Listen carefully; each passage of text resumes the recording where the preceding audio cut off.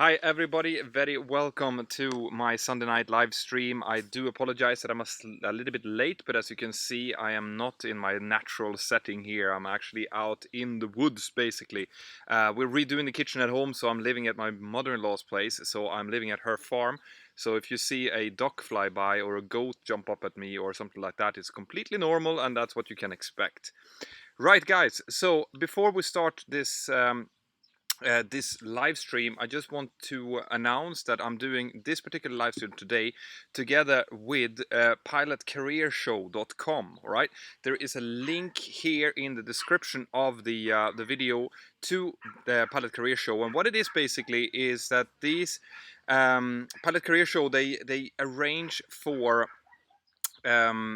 pilots, for flight schools, for airlines to meet up at a specific place. You can go there and you can check out, for example, if you want to talk to a specific flight school and they're there, you can discuss with them what you're required to do and to apply.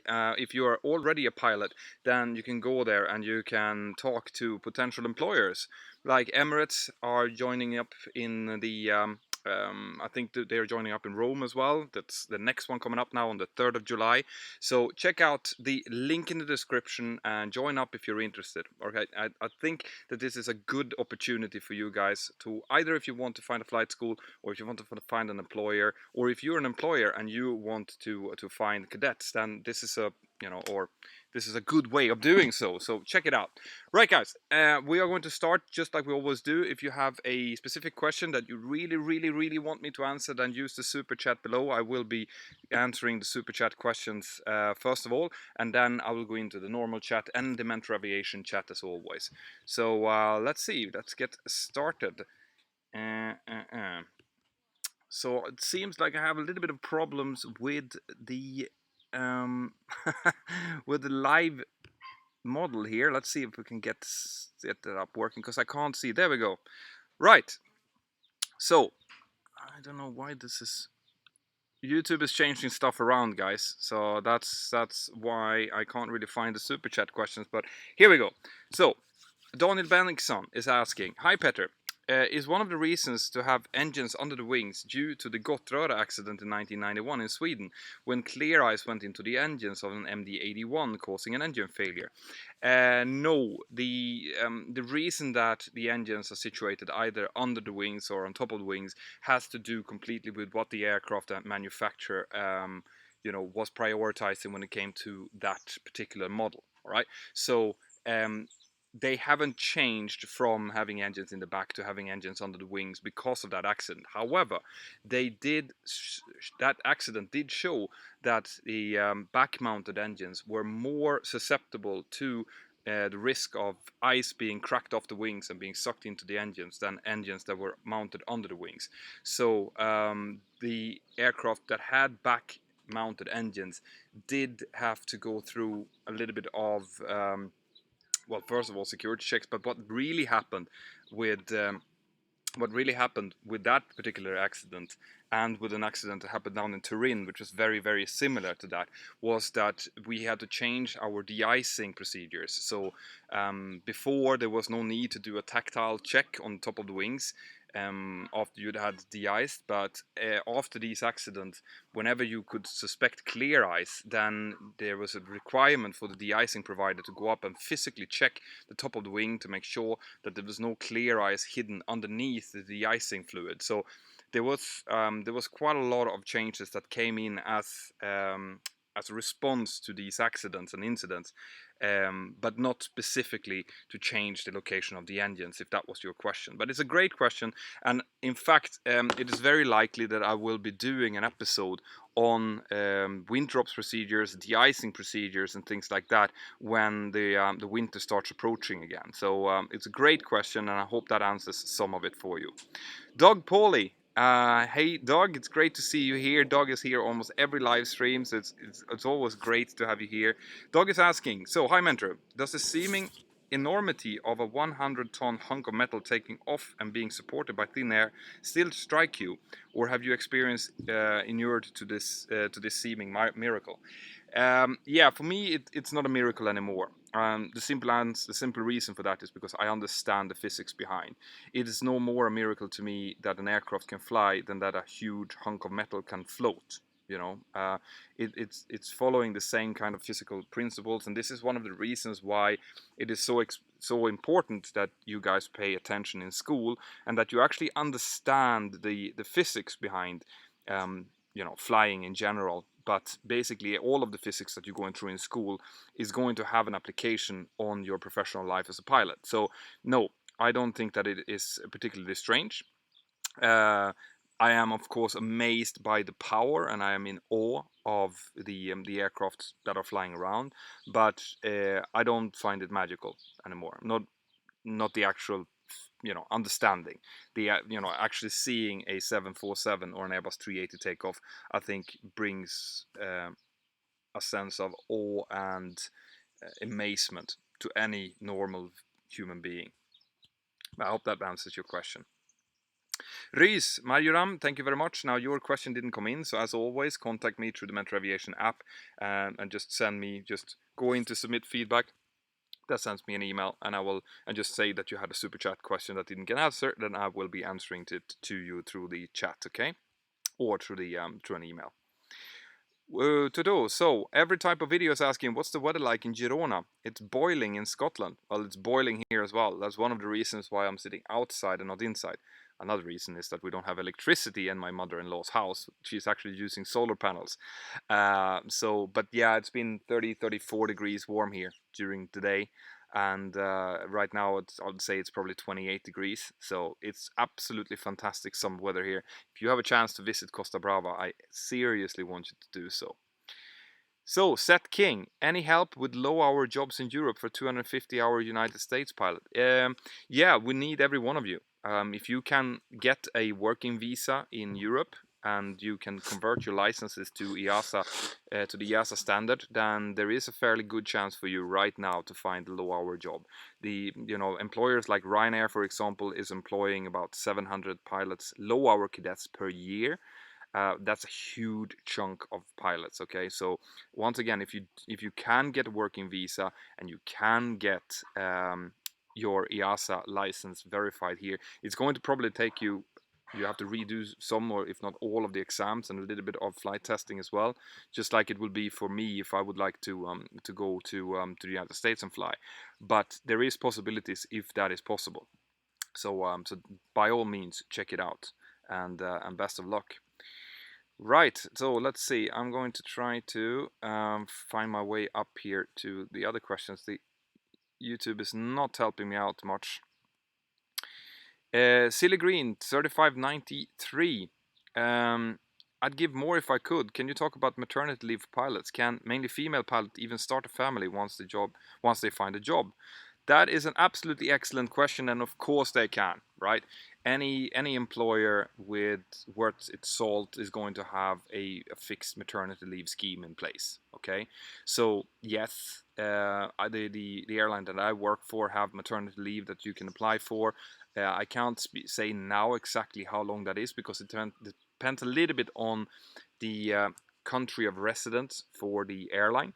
Okay, so if you're working for example, for a Swedish airline, well, then you will get the 2 years of maternity leave that any employer in Sweden will give you. If you're working for an Irish airline, then whatever the maternity leave that you're entitled to from an Irish standpoint is going to be the governing one. But also on top of that, your airline might have further succession. So the airline might give you more maternal leave than what the minimum stipulated is. Okay, but of course, I mean, we want more females into the industry. It's extremely important for us that you guys, the girls out there who are interested in this and wants to join, that you can join. And this is a huge part of that because everyone wants to form a family. I mean, I'm a family man myself.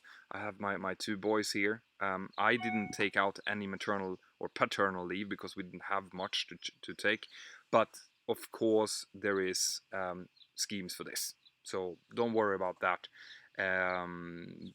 Just go for it, right?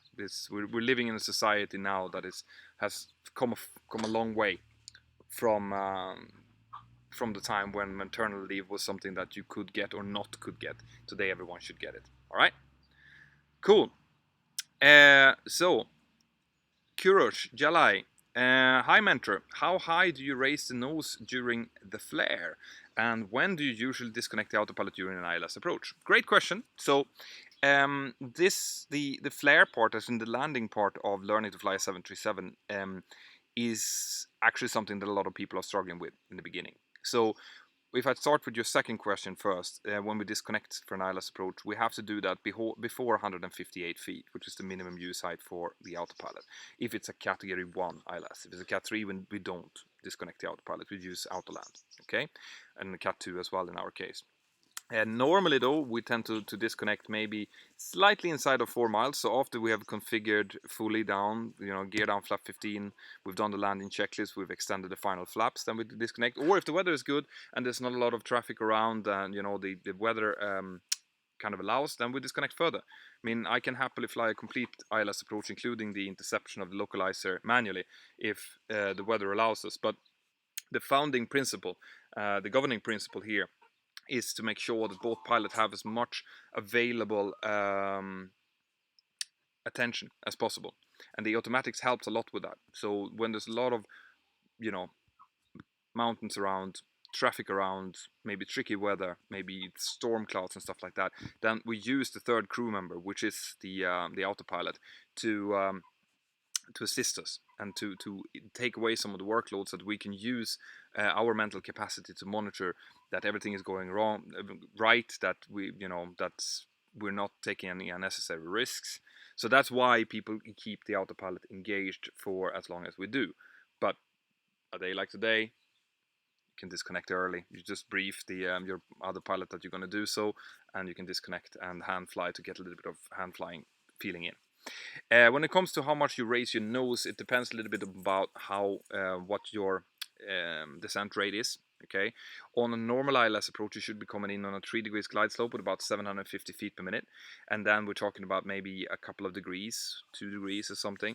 But I want to stress here that doing a flare on a commercial airliner is not a mechanical thing. Okay, it is not something you do like every time you have to pull the yoke this much. You have to judge every single landing for itself, because the aircraft might be light, might be heavy, you might have headwind, crosswind, tailwind, you might have a upslope on the runway, might have a downslope on the runway. There's many different factors that will affect your flare.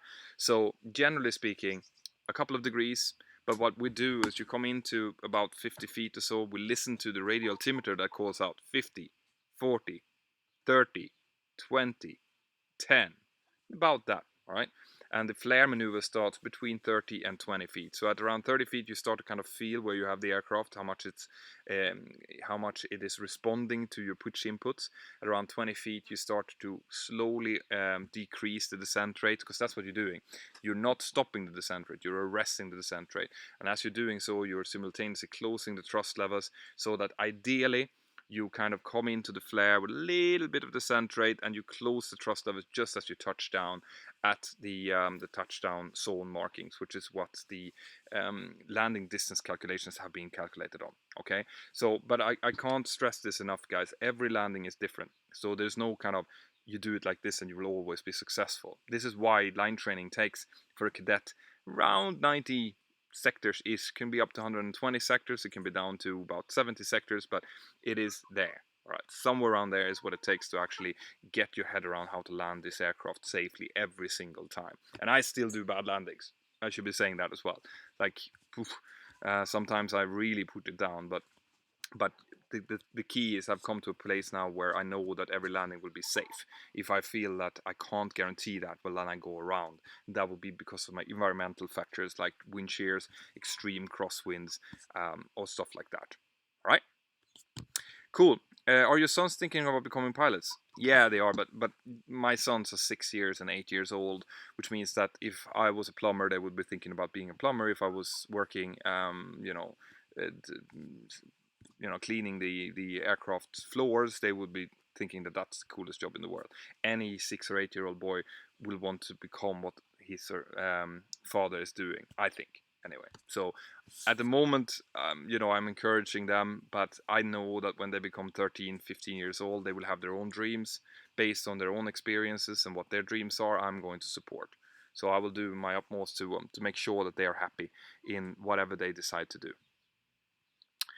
Cool. Do you think it's important, from VXMEJ, do you think it's important that what aircraft you fly? I'd much rather fly Boeing, but the program I'm aiming for gets you onto the Airbus 330 as first officer. All right, so this is a question that comes up surprisingly often. And this is one of those questions that only comes up if you haven't started your training, okay? And there's a good reason for that. Because anyone who has started his training or her training will know that no, it does not matter what aircraft type you will be flying afterwards. Absolutely not. You couldn't care less. Once you have your licenses, the only thing that you will be caring about, and I can guarantee you this 100%, is that you find a good employer. That's all that matters. If you end up flying a Cessna 340 or a Beech King Air or an Airbus 330 or a Boeing 787 or an Airbus 350 or an Ilyushin 176, it does not matter. All right, you will only care about getting your first job, and then you might start caring about other things. But what you would be caring for then is that you have that you're flying a type that enables you to have the lifestyle that you want. Maybe you want to fly and see a lot of exotic places. Well, then you need to fly long haul, which means that you need a long haul type like a 777 or an Airbus 380 or yeah, whatever it might be. Or like me, that I really value the fact that I get home every night, that I can be close to my family, that we can do stuff together, and that I can plan my life. In that case, I want to fly a short to medium haul aircraft, which is the Airbus 320 or the Boeing 737 or something like that. But this is what's important, guys. Okay, so what type you fly, you think that's important now because you have your dream aircraft is the Airbus 320 or whatever. But believe me, once you have self-funded your own training or whatever it is, the only thing you would care about is to get a job. All right. I know you think I'm lying, but I can guarantee you that that's the case. So from Costas, Gerolemo, what age did you know that you wanted to become a pilot? 14. Okay, at 14 I decided, and that was because of many different reasons. I've actually done a whole series of videos in the very beginning of my channel about how I became a pilot. They are really poor quality now. It's basically me before I had any kind of idea on how to do YouTube videos. So I'm just sitting there like a talking head staring into the camera and talking, but everything I say is true. So if you want to check that out, this is probably something that I will do a completely new series about now that I know how to do YouTube videos. I can go up to, to visit my old the flying club where I first flew an aircraft, or my school that I got my licenses in. I'm probably going to do a whole series about how I became a pilot. But to answer your question, I was 14. My dad had started flying PPL. In his job, he needed to get from, cover large distances, basically the whole of northern Sweden. So he thought, well, if I get a PPL and the weather is good, at least I can fly and it'll cut some time. So he got the PPL. I was 13, 14. I flew with him. I helped him to do flight planning, stuff like that. And they gave me, my mom and dad gave me a flight lesson for my 14th birthday. The weather was like this, not a wind, not like flying through, I don't know, it's like flying in a simulator almost, as in it's absolutely quiet. And I got to fly the Cessna around my hometown, and the flight instructor Mats let me land the aircraft while he was in the controls, basically, but he talked me down through the entire approach and into the landing because I had some prior knowledge. All right, and after that I was hooked. I had the flight bug. The aviation bug hit me, and once you are being bitten by that, you will never get rid of it. So here I am, basically. Cool. Right. So let's see. Jordan calls. Do pilots have to be aware of the runway surface type, like asphalt or concrete, or is it completely inconsequential? Yeah, it's completely inconsequential. Like, the only thing we need to know really is if the braking action is affected in any way. So, for example, if the runway is grooved, that's important to know. Because that might have a quite big effect on braking action if the runway is wet. So if it's asphalt or if it's concrete, doesn't matter. But if there are some specific characteristics that makes the runway more or less slippery, then we need to know about it, and that's normally either stipulated in the description of the airport, or it might be out as a NOTAM. So, for example, runway markings slippery when wet is a very common NOTAM, and it just tells us that, listen, if you're turning onto the runway 23 sign or whatever, then the nose wheel might slide. And you might have felt that actually if you're flying, if you've been taxiing when it's been raining, that the aircraft sometimes kind of like skids and bumps a little bit, and that's probably because of that. So we do need to know those things, but what kind of surface otherwise is completely inconsequential, unless you're flying a huge aircraft like the Airbus 380, for example. Then the pavement classification number might be interesting to you, because some surfaces cannot withstand the weight of certain aircraft, but you won't really know the details about it. You will only know that you're allowed to or not allowed to taxi on certain taxiways, for example. But once again, this is more complicated than it might sound. Okay, all right, so I have a duck chasing another duck here. You might hear it. Cool. So CJ Hollister, when manipulating the turn rate, so 30 degrees bank on the MCP, is there certain procedures that only allow you to use it, or is it pilot discretion? That's pilot discretion. Okay. Up to 30 degrees of bank is completely normal. If we would disconnect the autopilot, we can bank up to 30 degrees without any kind of problem. So the autopilot can do the same. We do have some restrictions, and this is airline kind of specific. In my airline, for example, once we pass flight level 300 climbing, then we switch the bank angle selector over to 10 degrees of bank.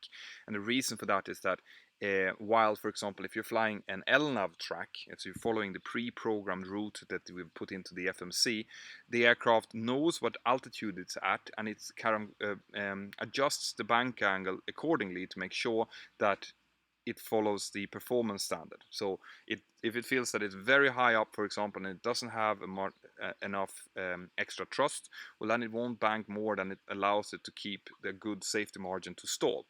While in heading select, it's not the case. In heading select, you just bank whatever bank angle that you put in. So my airline has said, well, in order to give it a bit more safety margin, let's just put it to 10. That means that it will only, if you go in heading select and you get a radar heading, then the aircraft will only bank with 10 degrees, and that will always be safe at whatever altitude the aircraft is at. All right. So there are some specific instructions like that, but on top of that, no, you can use whatever you want. For a good example is, for example, when we're doing a circling approach. So 25 degrees of bank is the standard rate one turn that we're using. But if you're doing a circling approach and you end up, because of winds or whatever, a little bit close to the runway as you're turning in final, I might be discussing circling approaches later on, but basically is when you fly into one runway and then you have to turn off and you fly around to land from the opposite direction. That's something that you would do if there is no instrument arrival from that runway, for example. But because you're doing this manually, with the autopilot and heading select, you might kind of misjudge the distance between the runway and yourself.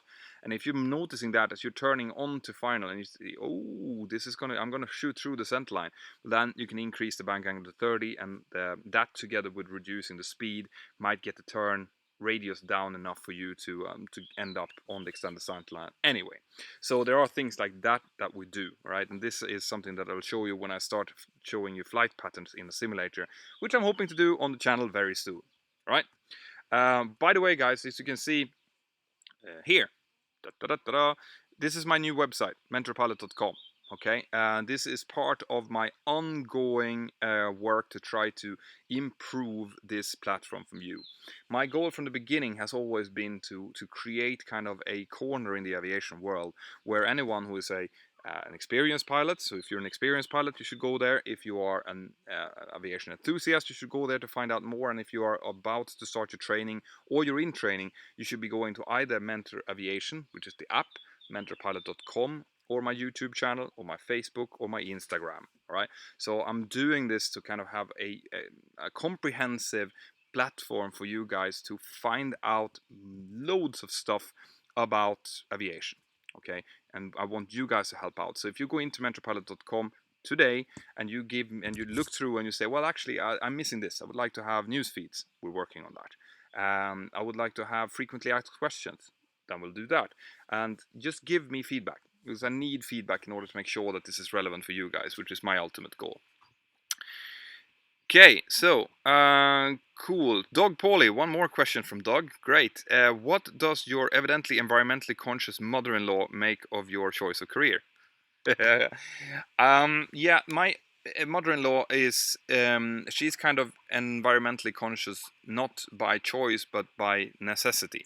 All right, she is one of the very few people in the world that I think would survive if electricity and society would disappear. All right. And that's just because she's chosen to move out to her fantastic countryside home. Wait, I'll show it to you here. You see, we have like chickens and dogs and goats and everything, but that's just because she wants to live this way. Okay, it's not because she is particularly environmentally friendly. It's just because she likes being self-sufficient. So she's not. This place is not connected to the electricity grid, which means I'm working from battery right now. She has solar panels. She has chickens for eggs so that she can eat. She has rabbits to eat. She has goats to milk and to eat. She has chickens for, yeah, well, you kind of get this, but she doesn't have any kind of problem with me being pilot. Me personally, when it comes to my environmentally, um, I'm fairly into the whole environmental scene, to be perfectly honest. And I do have a little bit of a problem with the aviation industry exposing a lot of stuff into the atmosphere.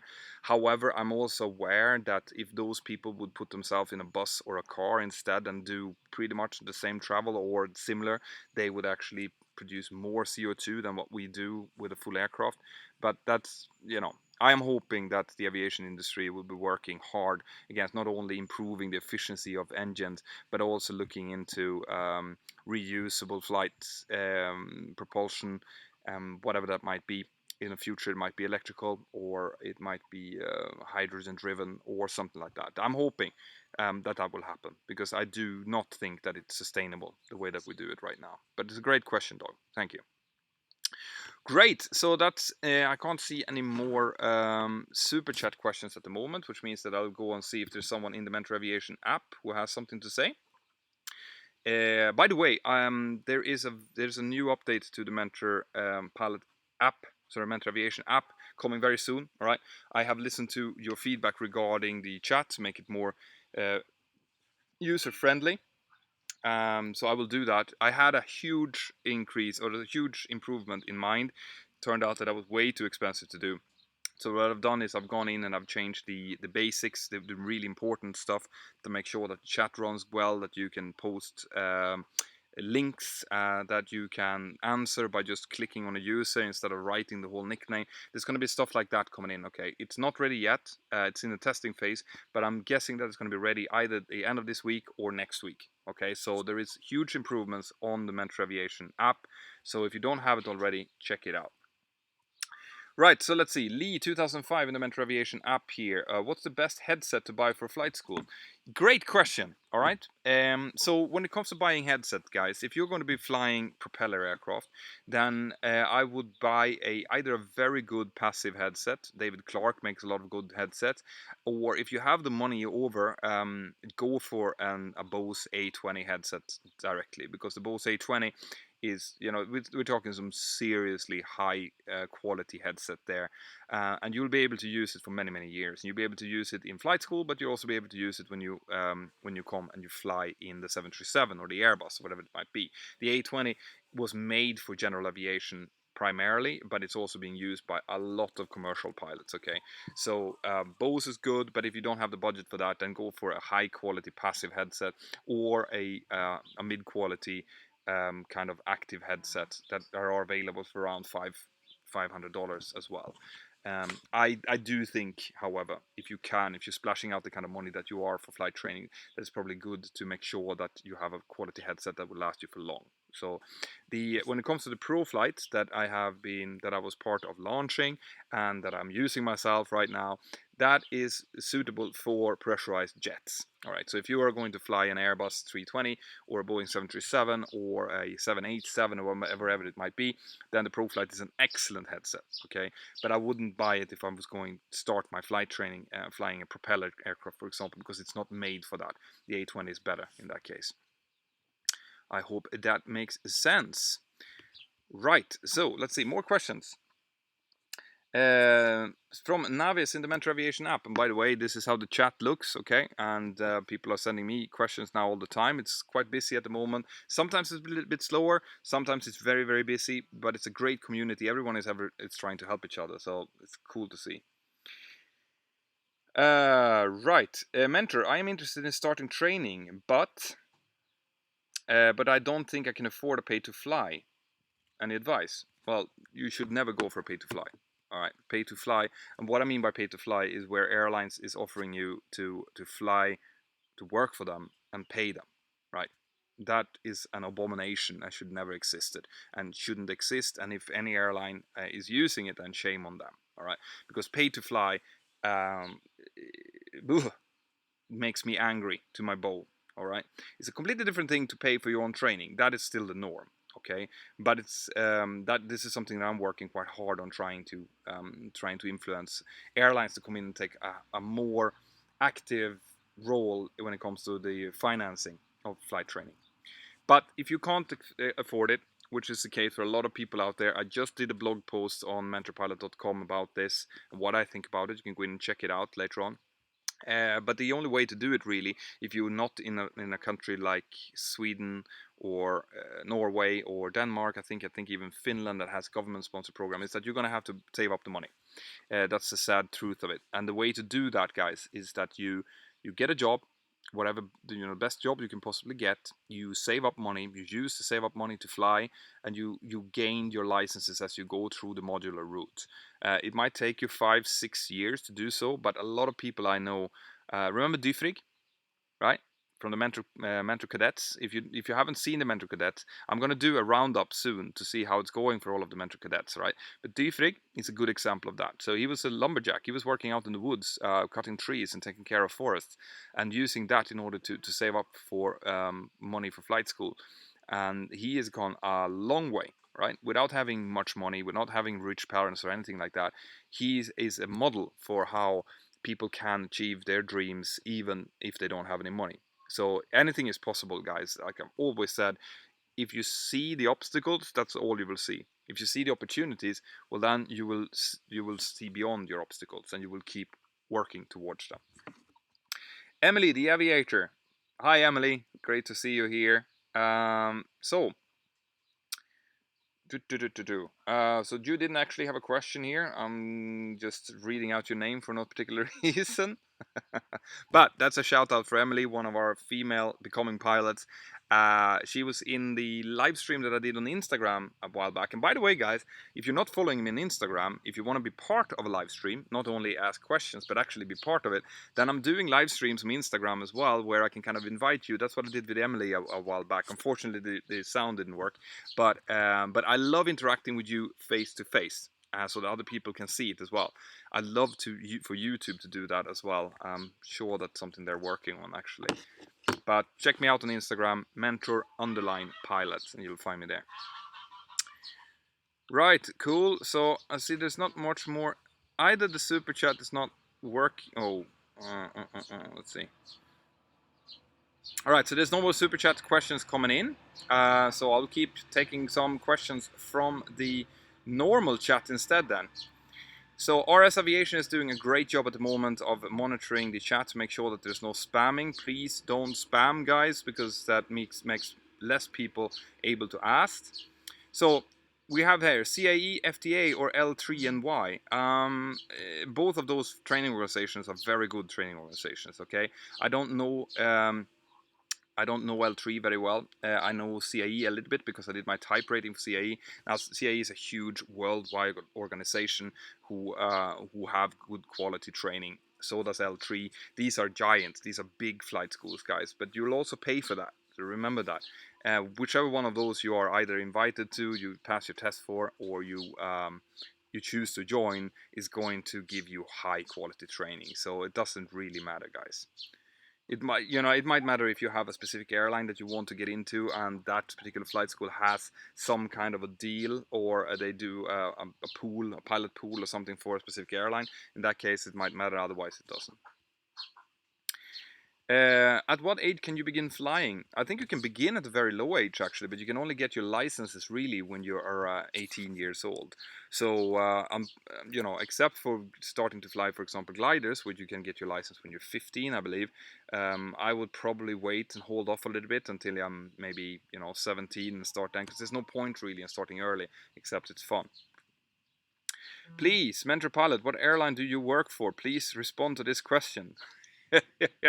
Well, those of you who are veterans to my live streams know that I get these questions every single time, and I never answer it for the simple reason that my airline has asked me not to, and my airline has been very, very kind to me so far. They're allowing me to keep this channel open. They're allowing me to speak about things, to show you the cockpit from time to time. They don't allow me to film in flight unless it's under very specific circumstances and approved by the chief pilot, but they do give me quite a lot of slack. But they have asked me to please do not do not show our logo, do not pretend that you are a spokesperson for the airline. And I do completely understand this, because they can't control what I'm saying. And I'm quite happy with that. I want to be able to say whatever I feel like saying. And if you guys think that I speak on behalf of my airline, well, then I'll be restricted by that. So no, it's not a secret. Anyone who's following me on Instagram can kind of find it out very easily. I don't try to hide it, but I won't be talking about it, and I won't be showing any logos. Dog Polly, I wanted to ask you about the type rating after my training. Let's see. All right, so there's so much questions going about in the chat now that I can't really keep up here. My question is regarding pre-taxi check. When checking control surfaces, I never see anyone on the apron to visually confirm correct operation. How do you confirm correct operation? Some aircraft actually do have indications that you can see how the flight controls are actually physically moving on a screen inside of the cockpit. In my airline and in the 737, most 737 operators, we just feel that we have freedom of movement. So we move the flight controls to the full positions, and since in the 737 the flight controls are connected via wires to the flight controls still, it means that if we can do that, it's working. Okay, if it gets stuck, then we have a problem. So we always do these pre-flight checks before every takeoff, and as long as we have freedom of movement and no indication of anything wrong, then we can be fairly convinced that the flight controls are working the way that they're designed to be working. Right, cool. So CJ Hollister, when requesting an ILS approach with ATC, do they clear you for a visual approach? Why do they clear you for a visual approach? Is it confusing when you as a pick request something and they change? They will never clear you for, or clear me for a visual approach unless I ask for it, right? That will never ever happen. So the only time that they will clear me for a visual approach is if I call them and I say, I have runway in sight, request a visual approach. Then they will clear me for a visual approach. Okay, so a visual approach is something that always is done on the initiative of the pilots, never the other way around. Sometimes it happens that, for example, something stops working. So we might have been briefing and setting up for an ILS approach, but then something is happening with the ILS transmitter, the localized transmitter or something. The ATC finds that out, and then they might last minute kind of, right, the ILS is offline, so we can offer you a VOR approach. In this case, in most cases, if it's far out, then we can just hand over controls and rebrief for another type of approach. If it's very close, we might have to go into a holding pattern, set up and brief for the new type of approach, and then shoot the approach. Okay. Right. So from Cherep 777, would you be coming to the Oshkosh Air Venture? I would love to. Listen, there's so many of these air shows and conventions that I would love to go to. But unfortunately, I am a full-time flying pilot in Europe. So the chance that I will be there is fairly slim. All right. If I'm invited by one of my partners, for example, then and I can and I can kind of arrange that together with my employer, well, then I will definitely do it. So I will be trying to, like, in the perfect world, right? In that world, I would be flying a little bit less and doing a little bit more of this. But this is up to my airline to choose. We'll see next winter if maybe I can kind of go down to slightly reduced hours, because we're not flying as much in the winter in my base as we do during the summer. And in that case, I might be able to go to some of these conventions on my own spare time. So we will see what happens in the future. But at the moment, it's looking very bleak when it comes to me going to the other side of the pond to to get to these conventions and stuff. I would love to, though, because I would love to do hangouts with you guys, and those conventions are perfect for that. And I would also meet up with some of my other YouTube heroes, like Flight Shops, for example, or Stevie One Evo, and those guys that I know is on the other side of the pond, and I would love to meet because I'm very impressed by their channels, especially Flight Shops, I have to say. Right. So, Blackhawk 247. Have you ever experienced a tire blowout on landing? No, I have been fortunate enough not to. Tire blowouts are very rare, because we keep the tires under extreme scrutiny. Any kind of show that they're starting to be worn, they're being replaced, and they are some really, really extreme tires as well. They don't break easily. The times that they might break is when you have some kind of failure. So, for example, a anti-skid inoperative. If you don't have anti-skid, then you can blow tires very easily, because the anti-skid is what's keeping the brakes from locking up. And if the brakes locks up, they become, they stop the tires. And obviously, if the tires are then screeching down the runway, they will blow out like that. Okay, so if you have anti-skidding up, we have to be really careful when you brake. Little bit of brake pressure only to kind of slowly decelerate and use the whole runway so we don't break it out. But no, break those kind of failures are very rare. How common is, so from 747 Flyer, how common is it to become medically unfit?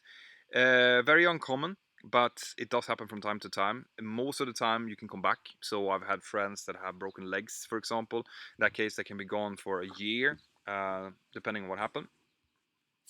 Let's see, make sure that we're not. Okay, so it seems like we're losing a little bit of internet here. Oh, I'm hoping that we can kick this up. Let's see. Wait, I'm gonna see if I can fix this. Wait, guys.